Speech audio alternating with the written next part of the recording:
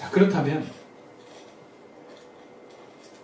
우리가 어떻게 하면 복음의 진리대로 좀 더 살아갈 수 있을까? 어떻게 하면 남의 비난에도 흔들리지 않고 복음의 요청에도 내가 순응하는 그런 몸으로 변화될 수 있을까? 첫 번째, 오늘 본문 16절 말씀 상반절에 이렇게 기록합니다. 사람이 의롭게 되는 것은 율법의 행위로 말미암음이 아니고 오직 예수 그리스도를 믿음으로 말미암는 줄 알므로. 여러분, 우리가 복음의 진리로 살려면 첫 번째 기억해야 되는 건 나에 대한 정체성을 항상 기억해야 돼요. 어떻게 기억해야 되는가? 내가 예수님을 통해서 의롭게 된 존재다라는 거예요. 그게 나라는 거예요. 결국 하나님 앞에서 우리의 모습이 중요한 것은 하나님이 의롭다 여기는 사람이 되는 거예요. 의롭다 여기는 것은 너는 거룩하다. 내가 너와 교제할 자격이 있다 라고 얘기하는 것 같은 거예요. 근데 이게 가문도 아니고 능력도 아니고 외모도 아니라는 거예요. 또 좋은 가문에 태어났기 때문에 넌 나랑 교제할 자격이 있어. 그게 아니고 혹은 외모가 너무 아름답고 멋있었기 때문에 너는 나와 대화할 수 있는 자격이 있어. 아는 게 아니고 혹은 일도 너무 잘하고 공부도 잘하고 뛰어나기 때문에 너는 나와 소통할 자격이 있어 라고 부여받은 게 아니라 그냥 예수를 믿음으로 예수를 받아들였기 때문에 넌 자격이 있어 라는 거예요. 여러분, 거기서 우리가 정체성을 찾아야 돼요. 나는 누구인가? 나는 예수로 말미암아 죄의 용서함을 받아서 하나님으로부터 의롭다 여김을 받은 사람이다 라고 하는 확신이죠. 여러분, 자존감이 낮은 사람일수록 여기서부터 출발해야 됩니다. 자존감이 낮은 사람은 물어보면 제가요 출신이 나빠가지고요, 제가요 어렸을 때 상처를 많이 받아가지고요, 제가요 무능해가지고요, 그러니까 자꾸 이유를 만들어요. 자기가 못하는 이유, 부족한 이유, 할 수 없는 이유들을 다 자기 배경과 자기 자신의 능력에서 찾습니다. 근데 거기서 출발하지 말라는 거예요. 복음의 변화를 위해서 복음의 진리대로 사는 성도들은 그런 너를 예수님이 구원했다. 그런 나를 주님이 택하셨다. 그래서 그것을 받아들이는 것만으로도 너는 자격이 있다라고 하는 것을 믿으라는 거예요. 꿀리지 말라는 거예요. 우리 부모와 상관없이, 내 외모와 상관없이, 내 능력과 상관없이 너는 하나님 앞에 의롭다 인정함을 받았다는 사실을 믿음으로 거기서 출발하라는 거죠. 그래서 여러분, 그 복음의 진리로 사는 사람들의 가장 첫 번째 모습은요, 당당함입니다. 당당하셔야 돼요. 어디서 누구를 만나든 어떤 모습에 있든 여러분 당당하십시오. 세상은 돈이 없으면, 무능하면, 출신이 안 좋으면, 외모가 뛰어나지 않으면 당당할 수 없다고 얘기합니다. 그러나 하나님은 네가 예수를 믿음으로 너는 당당하다고 얘기해요. 여러분, 그것을 믿는 사람은 당당합니다. 특히 자존감이 낮을수록 여기서부터 출발하십시오. 두 번째, 본문 19절 말씀입니다. 함께 읽어볼까요? 시작. 내가 율법으로 말미암아 율법에 대하여 죽었나니 이는 하나님에 대하여 살려 함이라. 여러분, 복음의 진리대로 마음과 몸이 살려면요, 내 몸과 마음이 율법에 대해서 죽었다라는 것을 깨달으셔야 돼요. 다시 말하자면 내 몸과 마음이 네 에고의 율법을 지키지 않아도 된다라는 것입니다. 거부하는 거예요.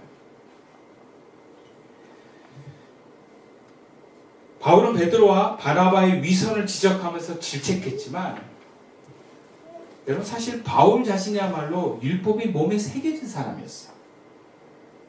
그의 표현으로 그는 바리새인 중에 바리새인이었다. 얼마나 철저하게 율법을 지켰는가라는 걸 볼 수 있어요.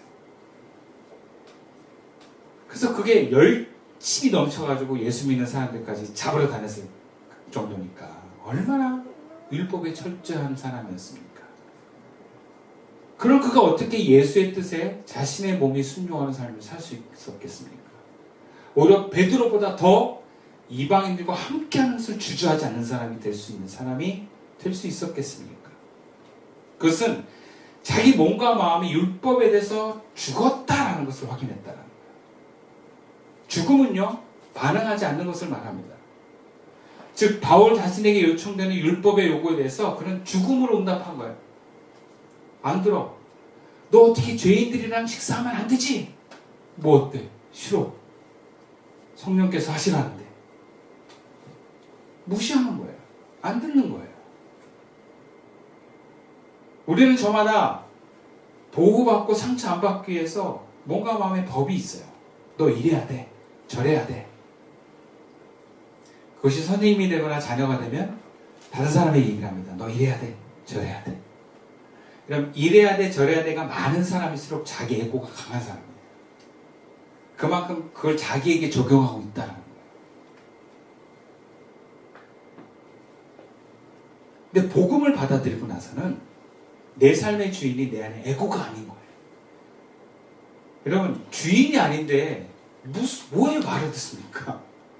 종은 주인의 말만 듣는 거예요. 더군다나 주인의 말과 부딪히면 더 안 들을 필요가 있어요. 나중에는 무시하는 거죠. 주님의 명령하심에만 반응하는 삶을 사는 것입니다. 그렇지만 여전히 우리의 마음과 몸은 예전에 반응했던 에고의 법이 있죠. 그러니까 어떻게 해요? 법이 들려주면 다시 말해서 이래야 돼, 저래야 돼 그러면 이러지 않아도 돼. 그러지 않아도 돼 라고 얘기를 하는 거죠. 무시하는 거예요. 나아가서는. 물론 그것을 위해서는 먼저 내 안에 이래야 돼, 저래야 되는 게 이게 에고의 법이구나 하는 걸 알아차려야 되겠죠. 이걸 성령의 법으로 또 알면 안 되죠. 이게 에고의 소리구나 라고 하는 것을 알아차릴 때 안 들을 수 있어요. 근데 이게 굉장히 교묘하기 때문에 여러분 분별을 잘 하셔야 됩니다. 그러니까 우리는 자기 안에 어떤 법이 작동하고 있는 걸 알아차리고 그러고 나서 뭘 얘기해야 되냐면 또 이러지 않아도 돼 라고 얘기하는 거. 그걸 계속 반복하다 보면요 나중에 그냥 무시하게 됩니다. 그런 마음이 올라와요. 여러분 안에 율법에 대해서 죽음을 선포하십시오. 그리고 그 율법을 여러분들이 지키고 있을 때 특별히 남에게 강요하지 마십시오. 남에게 강요할수록 나에게 대한 율법은 더 강화됩니다. 첫 번째는 남에게 얘기하지 않는 것이고요. 두 번째, 나에게 얘기하지 않는 것입니다. 아니, 얘기해도 무시하는 거. 그게 율법에 대해서 죽는 거예요. 그리고 우리는 어디에 귀를 기울여야 되냐? 성령의 귀를 기울여야 돼요. 본문 20절 말씀 우리 함께 읽어보겠습니다. 시작. 내가 그리스도와 함께 십자가에 못 박혔나니 그런즉 이제는 내가 사는 것이 아니요 오직 내 안에 그리스도께서 사시는 것이라. 이제 내가 육체 가운데 사는 것은 나를 사랑하사 나를 위하여 자기 자신을 버리신 하나님의 아들을 믿는 믿음 안에서 사는 것이라. 우리가 복음의 진리대로 몸과 마음이 따라가려면요 내 안에 그리스도의 말씀과 행하심에 몸과 마음이 따라가는 것입니다. 바울은 이것을 뭐라고 표현했느냐? 내가 육체 가운데 사는 것은 나를 사랑하사 나를 위하여 자기 자신을 버리신 하나님의 아들, 즉 예수를 믿는 믿음 안에서 사는 것이다. 이것은 예수님을 따라서 내가 산다는 얘기예요. 내가 붙들고 있는 내 법으로 사는 율법에 대해서 내가 죽고 예수님이 내 안에 계셔서 예수님이 말하고 행동하는 대로 나는 순종하며 살겠다라는 것이죠. 그럴 때 우리가 복음의 진리대로 살 수 있습니다. 이것은 그동안의 에고의 삶의 방식을 포기하고 거부하고 그리스도의 삶의 방식에 나를 계속 일치시켜 나가는 삶을 말합니다. 그래서 여러분 이것의 일치가 계속 이루어지면 어떤 현상이 일어나냐면 나를 보는데 예수님을 보는 것 같은 모습이 다른 사람들에게 나타나는 거예요. 여러분 우리가 계속 복음의 진리대로 살면 어떤 결과가 나타나냐? 하냐면, 야, 네가 얘기하는데 예수님이 얘기하는 것 같다. 네가 하는 행동이 예수님의 행동 같다라는 얘기가 들려져요. 바울이 사도행전을 보면 바울의 뒤의 모습은 정말 예수님 같습니다. 죽음도 두려워하지 않고 예수님과 함께 걸어가는 그 모습, 예수님 같아요. 진정한 동행은 두 사람이 같은 방향으로 일차에서 하나 되어서 가는 것을 동행이라고 얘기합니다. 우리가 내 안에 나를 위한 소리가 아닌 주님의 소리를 계속 귀 기울여서 거기서 순종하기를 시도하는 것입니다. 노래를 처음 가르쳐 보면 노래를 자기 방식대로 노래하는 사람들이 참 많아요. 그러면 그거 잘못됐다고 얘기하고 그런 방법 쓰지 말라고 얘기하면서 선생님이 지도하는 새로운 방법은 뭐냐면, 자, 따라해봐. 그래요. 따라해봐. 내가 소리를 내고 따라해봐. 아마 피아노도 그럴 거예요. 쳐보고 이렇게 치는 거야. 그래서 일단 선생님을 따라하면서 배우기 시작해요. 우리가 예수님과 온전하게 하나 되기까지 우리는 예수님과 굉장히 멀리 있고 방향도 다르고 뜻도 다를 수 있어요. 그러니까 복음의 진리대로 살려고 하는데 자꾸 우리가 삐딱삐딱 하는 거예요. 그럴 때마다 예수님이, 자, 따라해봐. 야, 이렇게 해봐. 라고 말씀하십니다. 그것에 우리가 순종해보는 거예요. 믿음 안에서 하는 건 뭐냐면 그거 믿고 하는 거예요. 이거 잘못되면 어떡하지? 그래도 해보는 거예요. 여러분, 주님의 뜻에 따라 행동하는 게 내가 당장 나를 만족시키고 뭐가 성공적이지 않을 수는 있어요. 예를 들어서 우리 성도님이 직장을 옮겼는데 주님이 옮겨라 해서 옮겼는데 가보니까 그림 같다 막 이런 일이 일어나. 그러면 혼란스럽거든요. 나는 주님의 말씀 따라 했는데 이게 뭡니까? 그럴 수 있어요. 근데 여러분, 그걸 믿어버리는 거예요. 그러니까 지금은 이럴 수 있지만 주님의 계획 속에 그냥 거쳐가는 과정이다. 단지 내 에고가 지금 못 견뎌하는 것뿐이지. 지나고 알겠더라. 지나고. 당장은 불편할 수 있지만. 그러니까 예수님의 뜻에 따라 행동하는 게 믿음으로 행동하는 거예요, 여러분. 당장 해보고 만족스럽고 성공하고 그래서 주님 안에서 하는 게 아니라 때를 어떤지 못 어떤지 주님은 선하십니다. 주님은 옳으십니다. 믿고 하는 거예요.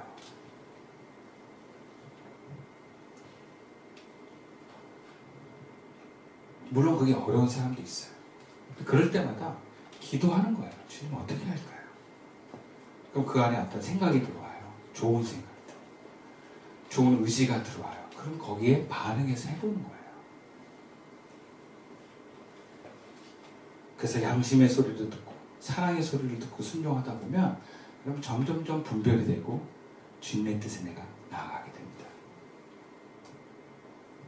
포기하지 말고 순종하십시다. 아닌가 싶어도 다시 두드리고 찾고 구해보면 알게 됩니다. 선명해집니다. 말씀을 마칠게요. 여러분, 주님은요, 우리가 복음을 받아들이는 우리가 복음의 진리대로 살기 원합니다. 근데 우리 모두는 다 각자 자기 법이 있어요. 그 율법으로부터 벗어나길 주님 원하세요. 진리를 따라 살도록 주님은 우리를 인도하십니다. 그럴 때 우리가 힘들어도 화가 나도 불안해도 주님이 우리를 인도하시는 그 손이 있음을 믿고 꼭 붙들고 주님의 소리에 순종해서 한 걸음 한 걸음 나아갈 수 있기를 주님의 이름으로 축원드립니다. 기도드리겠습니다.